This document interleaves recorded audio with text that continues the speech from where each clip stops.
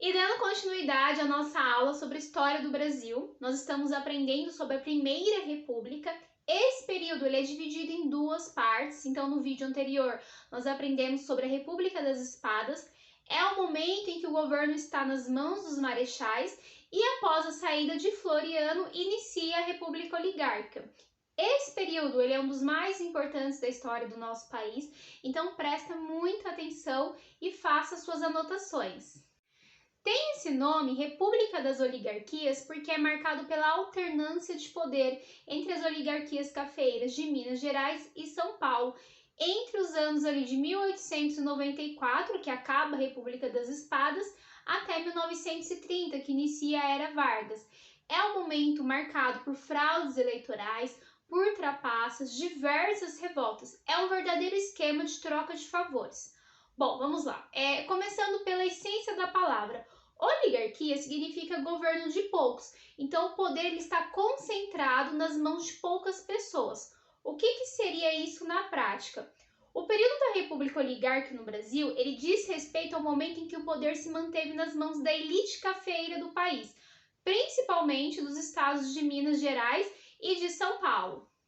Como assim? Foi um período da história do Brasil em que, apesar de ser assim um regime democrático, na prática tudo era diferente. Então o poder ele esteve detido nas mãos de poucas pessoas. E essas poucas pessoas elas vão governar de modo que atendesse aos seus próprios interesses.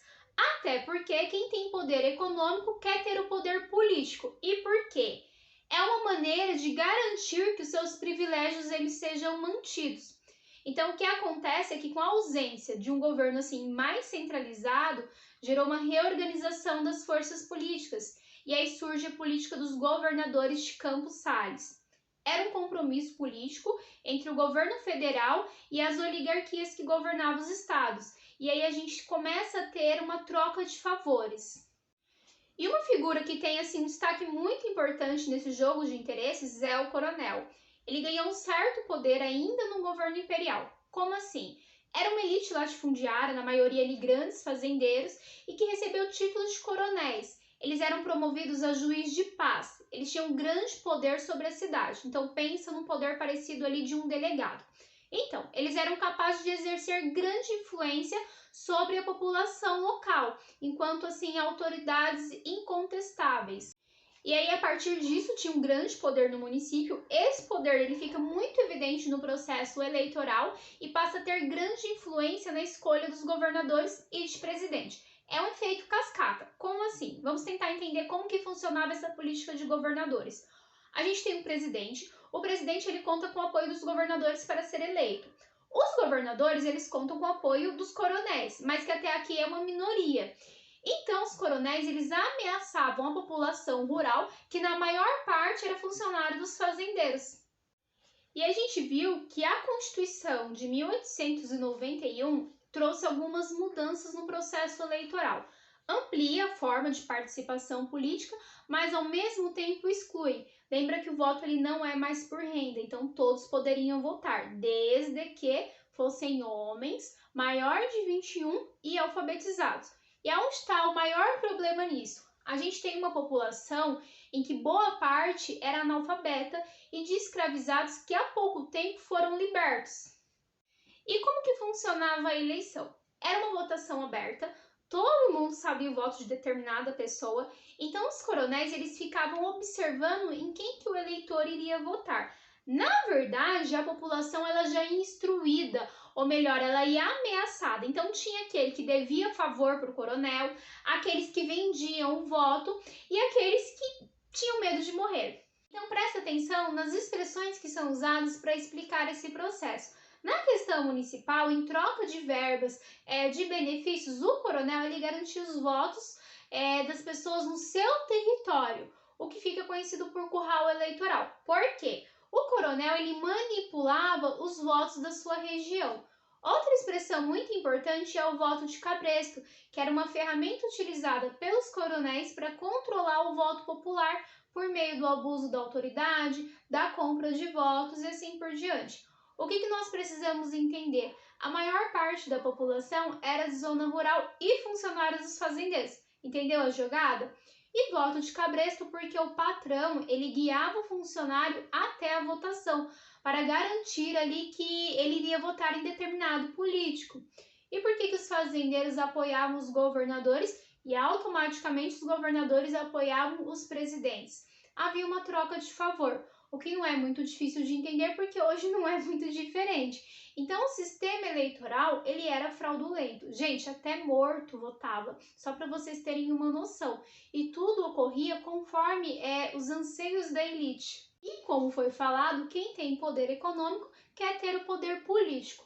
No plano federal, no que diz respeito ali, principalmente à escolha de presidentes, ficou evidente a liderança de dois estados, São Paulo e Minas Gerais. Eles não foram os únicos, mas de 1894 a 1930, eles tiveram uma presença mais forte. Era uma política de revezamento, ou seja, era a alternância do poder entre São Paulo e Minas Gerais. Essa prática ela ficou muito conhecida como a política do café com leite. Anota isso. Então, o poder dos coronéis, a corrupção, as fraudes eleitorais, elas garantiam a permanência no poder das mesmas elites. Agora nós vamos falar um pouquinho sobre o café. Nos primeiros anos da República, o Brasil enfrentou uma crise econômica por diversos motivos. Estava-se na época importando ali diversos gêneros alimentícios, o que acarretava uma balança comercial desfavorável. Lembra-se, eu estou importando, o meu saldo ele fica negativo. E a conjuntura ela era desfavorável aos preços do café no mercado internacional. E isso afetava diretamente a economia do país. Então foi assinado lá o Fundilô, acho que foi no governo de Campos Salles, foi uma renegociação da dívida externa com um novo empréstimo. E tudo isso foi consequência do processo de encilhamento do Rui Barbosa, que a gente viu lá atrás. Então, o objetivo era consolidar a dívida externa do país. Uma outra questão muito importante que ocorreu foi a valorização do café. Já ficou claro que o café era o principal produto de exportação, teve sim outros produtos, mas não rendia tanto lucro como o café. E mesmo assim, enfrentando toda essa crise, os cafezais eles continuavam expandindo. E qual o problema nisso? O que isso resulta? Tinha muito café, então pensa pelo fato, o café ele trazia muito lucro, então a maioria dos agricultores eles investiam nisso. E se muita gente investe em um determinado produto, o preço ele tem a cair. Por conta disso, o Estado iniciou uma intervenção. Então, lá em 1906, o governo ele toma uma medida chamada Convênio de Taubaté. Foi um acordo firmado ali no governo de Rodrigues Alves. Então, os presidentes dos estados de São Paulo, Minas Gerais e Rio de Janeiro, eles compraram o café excedente e destruíram. O objetivo disso era tirar parte da safra do mercado. Para quê? Para controlar os preços. E assim diminuir a oferta. Então dava uma equilibrada ali nos preços. Ok, beleza. Qual é o problema nisso? O governo usar o dinheiro público para beneficiar os cafeicultores. E isso não foi bem visto. Já por outro lado, essa política de valorização do café também contribuiu muito para a expansão da atividade industrial. Outro elemento de estímulo para a indústria foi a política de incentivo à imigração. Então, os imigrantes eles vieram à procura de trabalho nas lavouras de café. Outro ainda foi a Primeira Guerra Mundial, que alterou o quadro das relações econômicas internacionais. Os países que eles estão na guerra, estão envolvidos na guerra, eles deixam de comprar o café do Brasil. Por quê? Porque não era algo tão necessário. Então, isso reflete diretamente na crise. E a guerra ela favorece o processo de industrialização, porque ficou mais difícil de importar, porque com a guerra, o comércio internacional ele acabou se desorganizando. Lembrando que era preciso honrar ali com os compromissos da dívida externa, então essa produção ela começa a acontecer aqui no Brasil. Ou seja, essa busca por novas alternativas, ela resultou no processo de industrialização, mas ainda é algo muito limitado. E ainda falando de economia, a gente tem um surto da borracha, onde a Amazônia ela vive um sonho ali de riqueza. A demanda ela foi provocada pela Revolução Industrial, fez da borracha natural um produto super valorizado, o que fez com que as cidades de Manaus, Porto Velho, Belém se tornassem as capitais brasileiras mais desenvolvidas. Isso foi responsável assim pela migração de milhares de pessoas do Nordeste. Mas foi um surto e logo veio a crise. O que aconteceu foi que a Ásia começou a fabricar também e com preço menor. Bom, nós já falamos de economia, nós já falamos de política, agora nós vamos entender quais fatores foram responsáveis pelos movimentos populares que ocorreram tanto no campo quanto na cidade. Em tese, a República ela estava associada a um sistema de governo que tinha por objetivo trazer o povo para participar da vida pública, onde as pessoas elas tivessem ali mais direitos. Porém, a República ela surgiu de cima para baixo e sem a participação popular. Eu acho que o povo ele nem entendeu muito bem esse processo no início. Então, a Primeira República ela é marcada pelo autoritarismo. Havia muita desigualdade social na época e o jogo, político que beneficiava ali as oligarquias. Por conta disso, esse período ele ficou muito marcado pelas tensões sociais e aí ocasionaram inúmeros movimentos. Bom, então presta muita, mas muita atenção mesmo. As revoltas, elas aconteceram porque o tipo de política não atendia toda a população. Então fica claro que essas revoltas ocorreram por conta da grande desigualdade social que havia na época. O que resultou no questionamento, porque a república ela servia para atender os interesses da república oligarca, ou seja, da elite. Bom, agora nós vamos entender como que a República Velha ela entra em crise. Nós já vimos que a Primeira República ela vai até 1930, mas é em 1920 que as coisas começam a mudar. Então, a crise do café ela desestabilizou o poder das oligarquias. Ou seja, se o café entra em crise, os donos também estão em crise. Então, na década de 1920, a gente tem diversos acontecimentos que caracterizaram o fim da oligarquia.